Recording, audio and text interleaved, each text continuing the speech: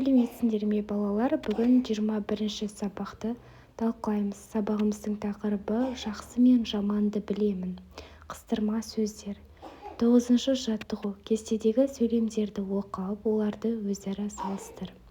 Бірінші кестеде әрине, еңбексіз ер де жер де көгермейді. Биыл несін айтасың, егіннің шағымы өте жақсы.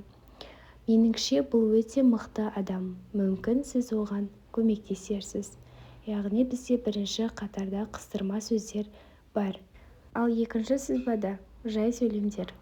Қарамен жазылған әрине, несін айтасың, меніңше, мүмкін сөздері қыстырма сөздер.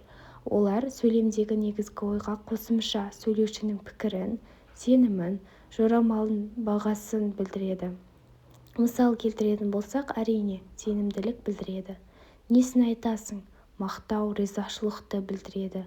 Меніңше, өз пікірін білдіреді. Мүмкін деген болжал, жорамалды білдіреді. 10-шы жаттығу мәтінді тыңда. Айтыс. Сиыр, ат, ит, қожамыз қайсымызды жақсы көреді деп айтысады. Әрине, мені жақсы көреді, деді ат. Мен оның отанын, шөбін тасимын.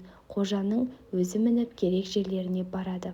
Сөз жоқ, қожа мені жақсы көреді, деді сиыр. Мен оның бала-шағасын сүтіммен асыраймын. Жоқ, мені жақсы көреді, деп ырылдады ит. Мен оның барлық мүлкін және сендерді де күзетемін, деді. Бұлардың сөзін естіген қожасы, босқа таласпаңдар, сендердің бәрің де маған керексіңдер, деді. Айтысқа қандай жануарлар қатысты?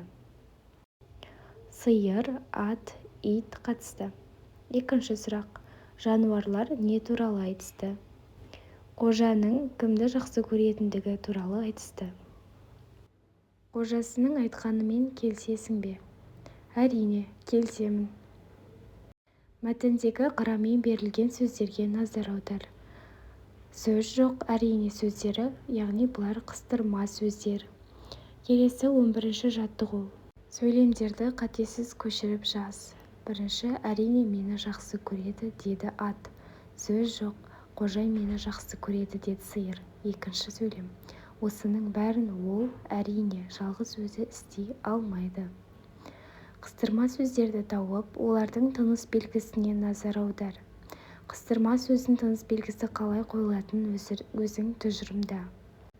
Қыстырма сөздер. Сөйлемнің басында келсе, одан кейін үтір қойылады.